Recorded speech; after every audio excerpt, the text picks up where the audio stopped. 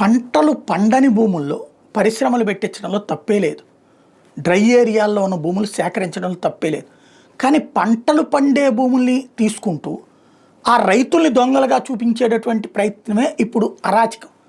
దానికి నిస్సిగ్గుగా నీచ జర్నలిస్టులు, నీచ జర్నలిజం, నీచ మీడియా సహకరిస్తున్నటువంటి అంశం. ఆంధ్రజ్యోతి భూసేకరణపై అడుగు ముందుకే అంట.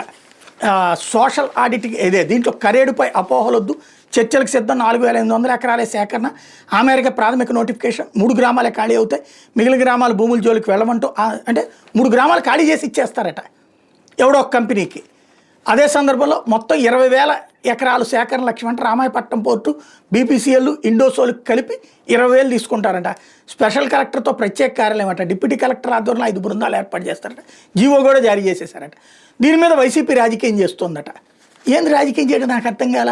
గ్రామాలు ఖాళీ చేసేసి ఎవడో పరిశ్రమోడు వస్తాడు, మీ బతుకులన్నీ రోడ్డు మీదకి పోండి, మేము వచ్చి ఇక్కడ మాత్రం ఎవరికో ఉపాధిస్తామంటే వెర్రితనమా, తలతెక్కతనమా, అహంకారమా, అభిజాత్యమా, నీచత్వమా, పొగర, బొలుప ఏంటిది? 3 గ్రామాలు ఖాళీ చేయించి పడేస్తారు ఎవడో పరిశ్రమలు పెట్టుకోవడానికి.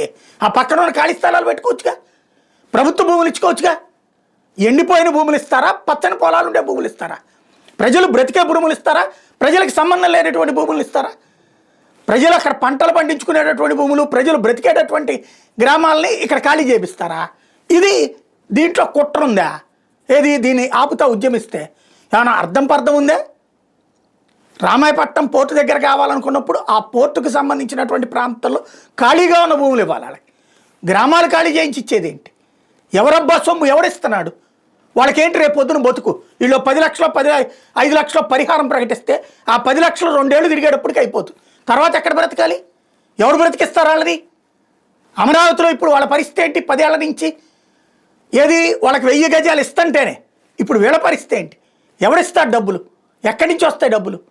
ఏం చేద్దాం వాళ్ళ జీవితాలతో చెలగాటమాడటం? దాన్ని గొప్పగా చిత్రీకరిస్తా నిస్సిగ్గుగా నీచ జర్నలిజం చేస్తున్నారు ఇక్కడ.